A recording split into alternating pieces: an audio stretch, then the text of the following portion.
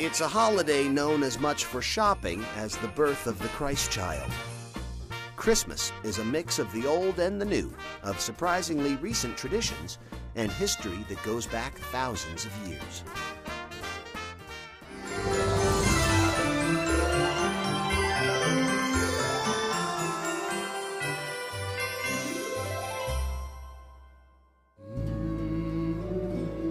We've all heard the biblical origins of Christmas, but societies have been celebrating light and birth in the darkest days of winter centuries before Jesus walked the earth. In the Norse country, this winter celebration was known as Yule. Around December 21st, the winter solstice, fathers and sons dragged evergreens indoors as reminders of life and set logs on fire as a promise of good fortune. Ancient Rome had its own December festivals. 1 week before the winter solstice, Romans began celebrating Saturnalia, an orgy of food and drink in honor of Saturn, the god of agriculture. Some Romans, particularly soldiers and government officials, also worshipped Mithra, the sun god.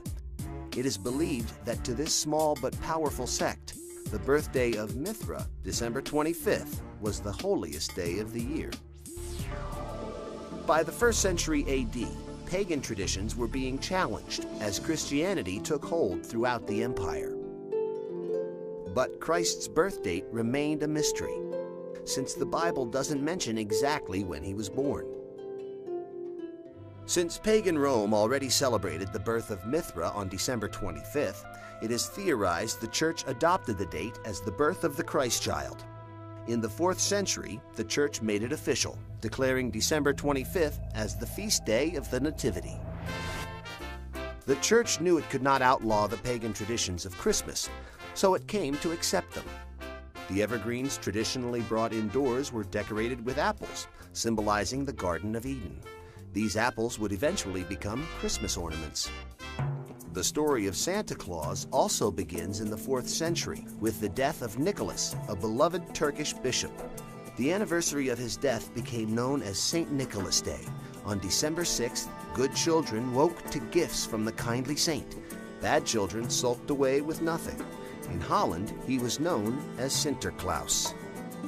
1,500 years later in America, a seminary professor named Clement Clark Moore reimagined the legend of St. Nicholas. In 1822, Moore wrote a poem called The Night Before Christmas about a good-natured saint named Santa Claus who was pulled by a group of reindeer and came down the chimney on Christmas Eve. Like St. Nicholas, Santa Claus spread good cheer and gave gifts to children. Less clear was exactly what this Santa Claus looked like. Then in 1863, Thomas Nast, a cartoonist for Harper's Weekly, settled the matter once and for all with his version of the Christmas saint. Nast's Santa was rotund and jolly, with a full white beard and a sack full of toys. An American icon was born. Ho, ho, ho, ho. Merry Christmas! Ho, ho, ho, ho, ho.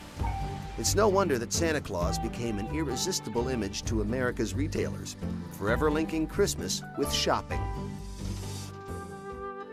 To most people, however, Christmas means much more than buying gifts. Humankind has long sought warmth, family, and joy during the dark days of winter. And year after year, Christmas delivers. Merry Christmas! Ho, ho, ho, ho, ho.